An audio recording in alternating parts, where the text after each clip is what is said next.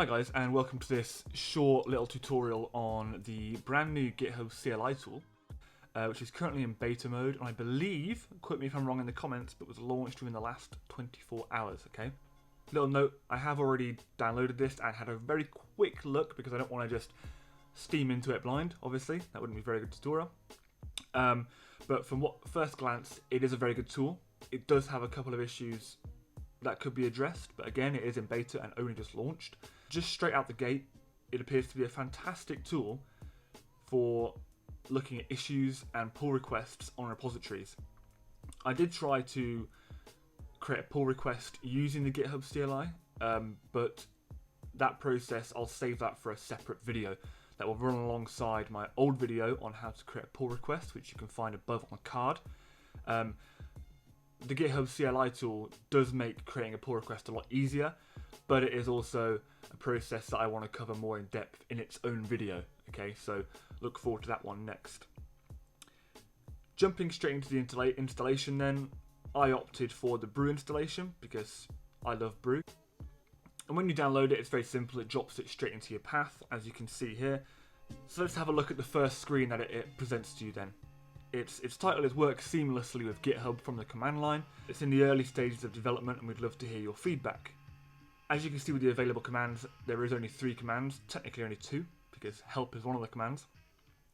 So let's check out the GitHub issues first, shall we? And let's jump into a repository then, first of all. So I know that I've been working or helping work on the GitHub snipcart theme. Let's have a look again at what the commands are. So we have GitHub issue. Let's have a look at those first, shall we? So GitHub issue.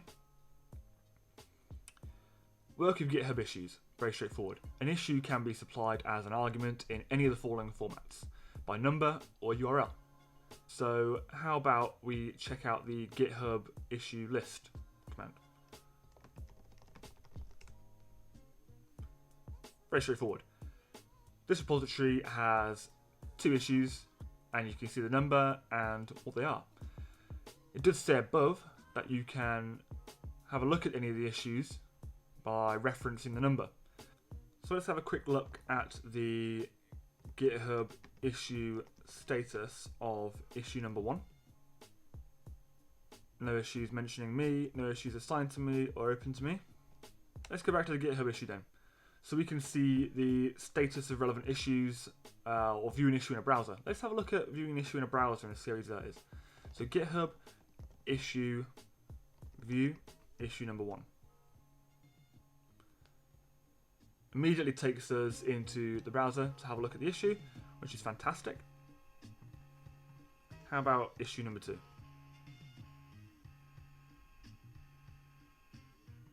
Can't really ask so much more out of that. Pretty straightforward and pretty nice to look at.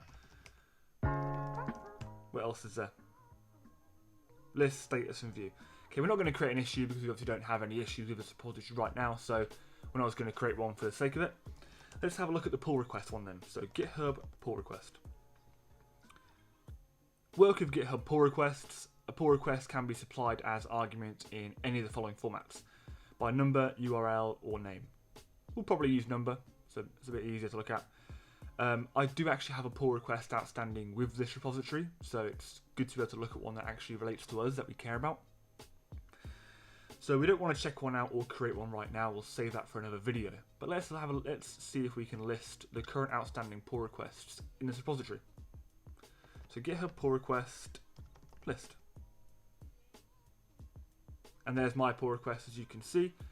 Okay, let's see if we can list the status of my pull request. So GitHub pull request status, and there you can see my pull request, my current branch, and ones created by me. I feel like if there was ones created by others, they would probably be in here as well. But you can see that my checks are passing, which is great. I don't have to go to the browser to look at this. If I'm working in this repository, I can immediately just check up on my pull requests and how they're doing, which is fantastic. The last one is view, and we can reference the number of the pull request, which is 3 for me. So let's have a look at GitHub pull request view number 3. And this will open up my nice little pull request into the browser. So far we've used this tool to have a little look at issues and pull requests. Okay, so what I'm going to do now is I'm going to look at a larger GitHub repository that I know does have more pull requests and issues, and see how easy it is to navigate around them. So I know that I have my Gatsby plugin snip cart. We'll check the original one. And let's have a little look at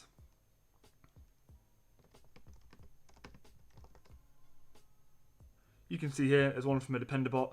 Now, we don't know what that means by looking at this, so let's have a look at GitHub pull request view number 7.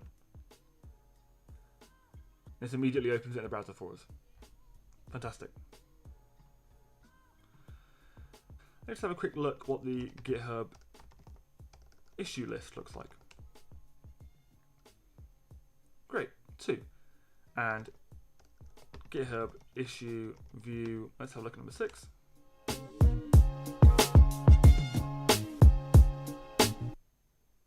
Fantastic. Nice and simple. Okay, so for right now the tool seems fantastic. It's definitely got a use case now, I believe. It'll be interesting to see how it grows and what other features they add, if any, and hopefully it becomes almost common practice for those that use GitHub on a regular basis. So thanks for watching this short introduction. Don't forget to check out cli.github.com for yourself. I'll leave the link below in the description. Hopefully you're liking the new microphone as well. I just purchased this the other day at the request of some friends and viewers.